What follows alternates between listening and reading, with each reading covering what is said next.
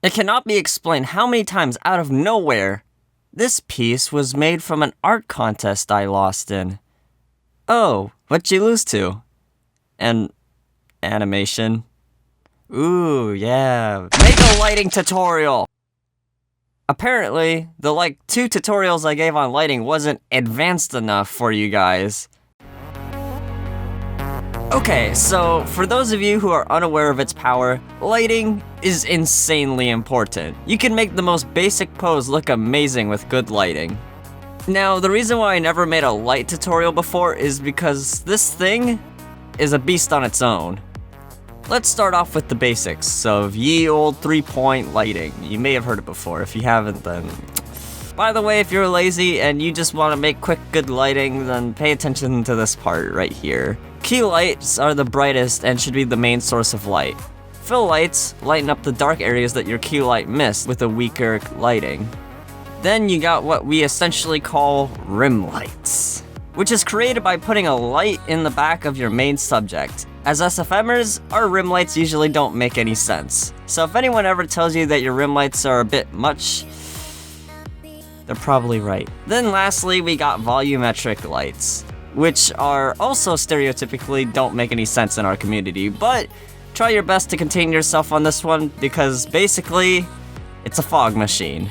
When light hits a surface in the real world, sometimes it lights up air particles like smoke, dust, and other things. Because SFM is dumb and isn't able to create that naturally, we use volumetrics to simulate dust and all that stuff. Animation softwares and especially SFM isn't set like in reality. Now, this is very important to understand if you haven't given it much thought. In real life, light works like, well, light. There are unchangeable rules and constraints that happen constantly. What this means in that animation softwares, your responsibility is to recreate the atmosphere in real life manually. Or if you're feeling special, you can make up your own version. But when I say recreate the atmosphere, in SFM, that would be translated into faking the atmosphere by any means necessary. Let's examine how light works in the real world. Everything we see with our eyes is only possible because of light. When light hits the surface of an object, the object basically absorbs its energy and bounces it off in all directions. Although the bouncing part is very subtle and so you usually wouldn't notice. Have you ever taken an object like an orange and put it next to a surface in a well-lit area? Look at the surface where it's nearest. The light from the orange is visibly bouncing off the surface. Now keep in mind, not all objects have the same reflection rate. Like a solid piece of gold is going to have a different way of reflecting than something like an apple. If you notice, you can see Valve doing this in the Love and War short. Light hitting a surface usually wraps around it. Now, it typically diminishes in its intensity, but it does in fact wrap around it. This is essentially replicated with the fill light, but with more you can add to its realism. Also, rim lights are in real life, but yeah. Real quick before we move on, some objects are transparent. Now what I mean by that isn't just like glass or something, I'm talking about slight transparencies. Like if you shine a light through a shirt, a rock, and a leaf, they will all have a different way of letting the light come through. Showing this in SFM is fairly easy, just make sure it's not much. It's fun to make the ear do that a little bit. Now let's talk color. I've said it in other videos, color is very important, but shouldn't be overdone. You don't want to have a light have a harsh color unless it's like something very specific. Colored lighting essentially gives the viewer a sense of emotion, I suppose, but that's a bad way of explaining it. When you shine a reflection light on something like an orange, your light should be something, well, like an orange, or depending on what time of the day it is, it's the color of the light that will be different. I encourage you to go outside at different times of the day and look at the shadows. Depending on where you live, they might have a slight tendency to have a different tint based on the sky. Just all the small thoughts are the things that will separate you from other beginners and other SFMers. Now, I'm like 90% sure that I went through all the lighting topics as I could. Now, we can take a look about how we would use them in SFM. Yay. Just kidding, we're doing controls first. I'm not even gonna try to sugarcoat this. SFM is weird. Like, ask any SFM artist and they will pretty much say that they don't know how most of the lighting controls work. Most of them would pretty much say they know a few of them, and like the important ones, but some of them yeah. I mean, if they do, props to them, because it's weird. Really, all we do is just mess with them until it looks nice. When using lights in SFM, there are two ways of controlling them. One being moving them like you would a model, or by dragging them into your viewport and controlling them you would a camera.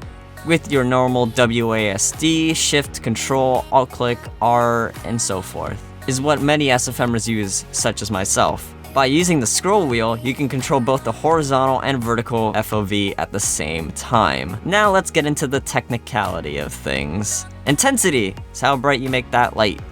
Pretty sure you knew that one already. Ambient intensity. Radius.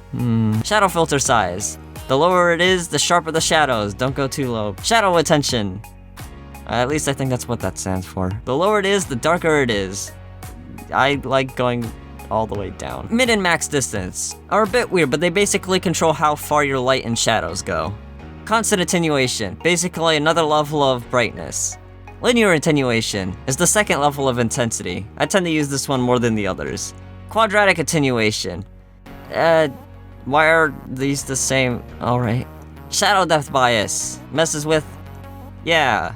Shadow slope scale. Yeah, okay, I can't really figure this one out either. Don't look at me like that. You try explaining this to people. We'll get to the fun, intuitive part soon, I promise. Far Z controls how far your light is able to travel without losing its intensity. Near and far?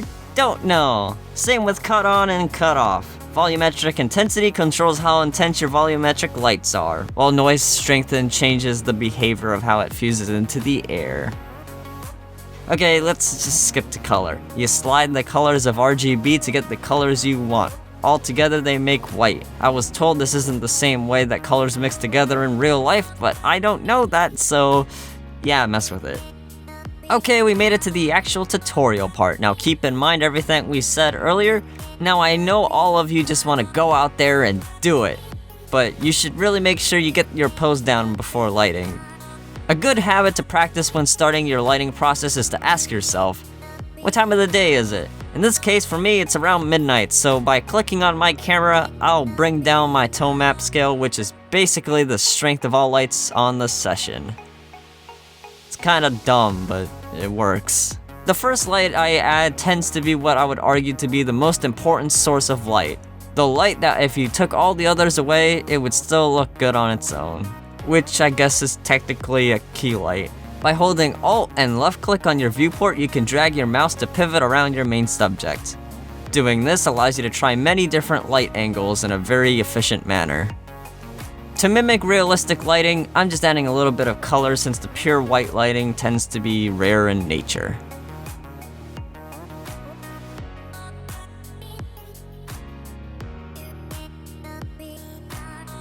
It's a good idea to try to light up your map and not only your main subject. Although, keep in mind that SFM has a limit of 8 shadowed lights, so disable as much as you can get away with without losing any detail.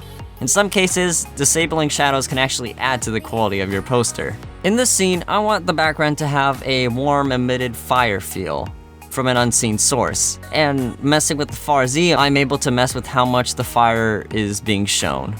I believe I've said it many times in the past, but the secret of being good at SFM is playing with your stuff until you like it. In this case, just rotating around your scene with the light, messing with the sliders of course, until you love the way it looks.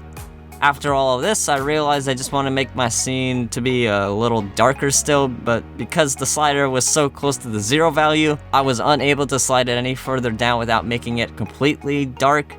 So by double clicking the slider, I manually typed in the value I wanted. If the limitations of the light settings ever bug you, by right clicking one of the sliders, you are able to change the values of what the light is capable of. So I added a little bit of color on her palm and where the light would hit the rest of her body. Putting more emphasis on a background can be a very important part of creating both your scene and depth of field. At this point, I was experimenting to see if I could put a very weak light in the corner of her eye to create a little bit of a reddish sheen. Then, what's a poster without a rim light? It might not be the strongest of them all, but it gets the job done, which a lot of the times is what you need. a bit more realism by trying to show a light wrapping around her from the top. Keeping in mind our scene is surrounded by some type of fire source, a weak bounce light fits in very discreetly. Then by adding one volumetric to show the fading light of the moon, and two weak volumetrics with slightly different color values, angled directly at the camera to give the illusion of smoke, adds to the scene immensely. And that is how you light them posters. I really hope I covered everything your hearts desired and that you guys make some cool stuff. Feel free to tweet me the stuff you guys make from this. And if you guys have any questions, comment them. If I don't answer, someone probably will. Let me know if you guys want another tutorial, and feel like I say this every single video, but thanks for 7,000.